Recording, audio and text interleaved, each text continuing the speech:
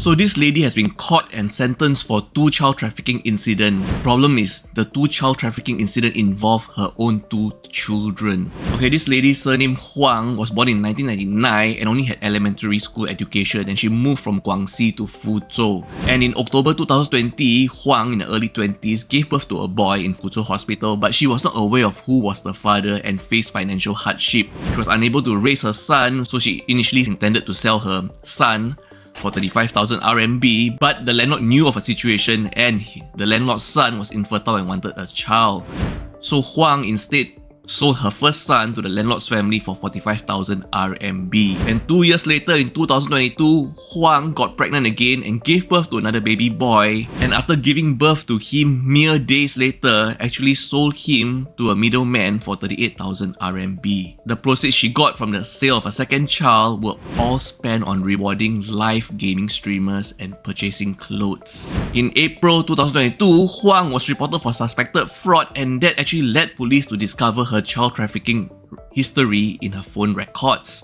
Both trafficked children of hers have now been rescued and sent to local civil affairs authorities. Huang has now been sentenced to 1 year 8 months imprisonment and 10,000 RMB fine for fraud, and 4 years 5 months imprisonment and 20,000 RMB fine for child trafficking. So now Huang has been sentenced to a combined sentence of 5 years 2 months imprisonment and 30,000 RMB fine. And the people that bought the child from her 2 sons, the first buyer has been sentenced to 9 months in prison and the second buyer has been sentenced to 7 months in prison. This story is just alarming to read because it shows how someone's lack of education and parental guidance can lead them to making such drastic actions with little consequences or bearing or love for their own children.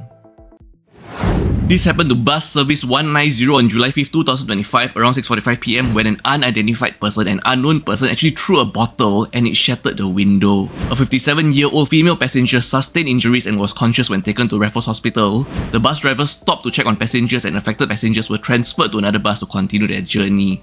Police were alerted at 6:50 PM on July 5th and police investigations are ongoing. We have zero context on why was this bottle thrown at the bus, and it's also pretty shocking and alarming to read this because Singapore is generally very safe and we don't have news of this, and who else is surprised that a bottle could actually shatter a bus window? 2 young women suspected to be Chinese nationals were allegedly seen begging for money in Chinatown, specifically targeting elderly individuals. This is your last story of the day, follow us for more. This incident happened on 4th July 2025 and was shared on the FB group Complain Singapore.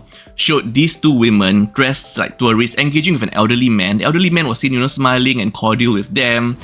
And reportedly, they approached people for money focusing on the elderly. And when a netizen tried to take a photograph of them, they quickly left. So this isn't the first time we covered stories on supposedly tourists, pretending to lose their card, lose their wallet, and then, go around asking for people, could you lend me $5, $10, $20 just to get around Singapore before I can, report loss of my items or identification. And netizens have reported similar encounters with such people in various Singapore locations, and in Chinatown also there's reported of significant presence at People's Park Food Centre. Have you seen any of them?